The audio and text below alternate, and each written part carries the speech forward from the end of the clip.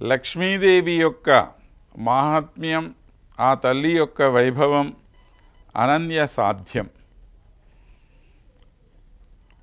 ఆమె వైభవం ఎంత గొప్పది అంటే, ఎవరైతే పరమాత్మగా భావింపబడుతున్నారో, ఎవరైతే సర్వ జగత్తుకు కారణభూతుడైన వాడున్నాడో, అటువంటి కారణభూతుడైన పరమాత్మని కూడా తన వశంలో ఉంచుకోగలిగిన శక్తి సామర్థ్యాలు ఈమెకున్నాయి. అవి ఈమెకు సొంతం.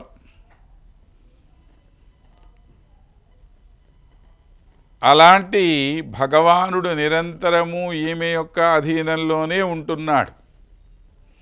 ఈమె చెప్పినట్లే అక్కడ అన్నీ జరిగిపోతున్నాయి అన్నారు.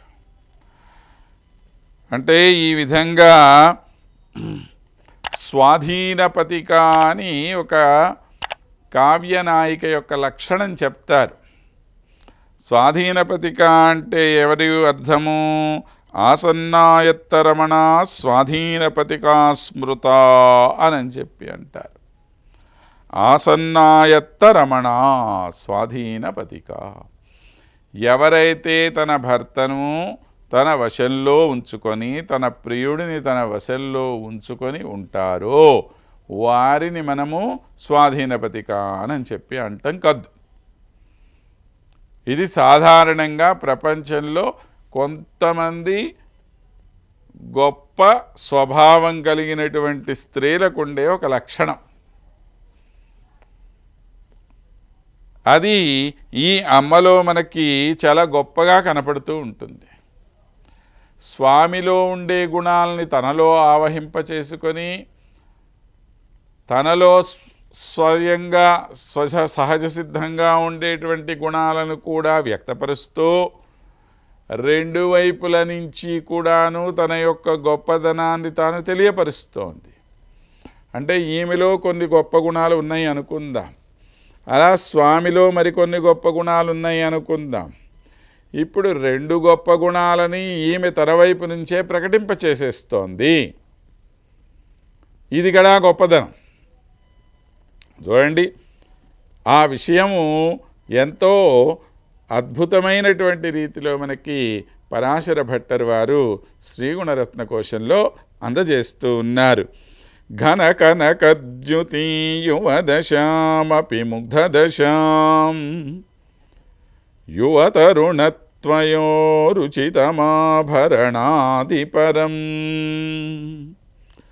ధ్రువం అసమానదేశ వినివేశి విభజ్య హరే త్వయి చ కుశేషయోదర విహారిణి నిర్విశసీ అన్నారు. అంటే ఇద్దరి యొక్క దివ్యమంగళ విగ్రహములలో ఉండేటువంటి భేదాలను ఒకేసారి మనం అనుభవించవచ్చుట అమ్మవారిని దర్శించినప్పుడు. అంటే సాధారణంగా ఓ దేవాలయానికి వెళ్ళినప్పుడు స్వామివారు ఒక చోట ఉన్నారు, అమ్మవారు ఒక చోట ఉన్నారు అనుకోండి. ఇప్పుడు స్వామిని చూసినప్పుడు ఒక గొప్ప వైభవం మనకు కనపడుతుంది. అబ్బాయి ఇలా ఉన్నాడు, అలా ఉన్నాడు, ఈ విధంగా ఏదో శంఖచక్ర గదాధారి అయి ఉన్నాడు, కిరీటం పెట్టుకొని ఉన్నాడు, ఏదో కటిహస్తమో వరదహస్తమో అభయహస్తమో ఇంకోటో స్వామి యొక్క పాదార విందాలని దర్శించుకున్నాం, ఏదో ఆనందపడ్డాం, బాగుంది, సంతోషం. అలానే అమ్మవారి దగ్గరికి వచ్చినప్పుడు మరికొన్ని గుణాలు ఏవో కనపడతాయి మనకంది.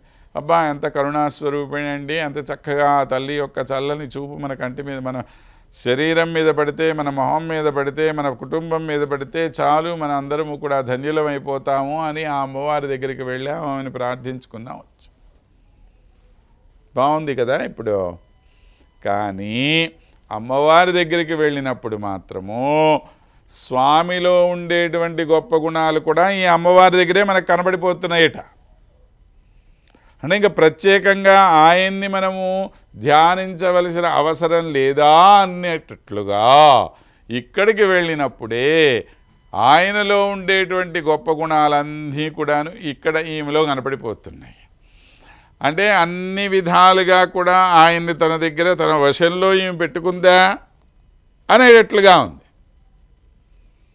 అందుకే చమత్కారంగా చెప్తారు మనకి లక్ష్మీ సహస్రంలో, శయ్యాగృహం తవ పితా జగతాం నియంతు భ్రాతాదృగేకైతర పునరంగభూష వక్షస్యముష్యవరదే త్వమవస్థితా తత్ వలభ్యమంబ భవదీయమనన్యలభ్యం.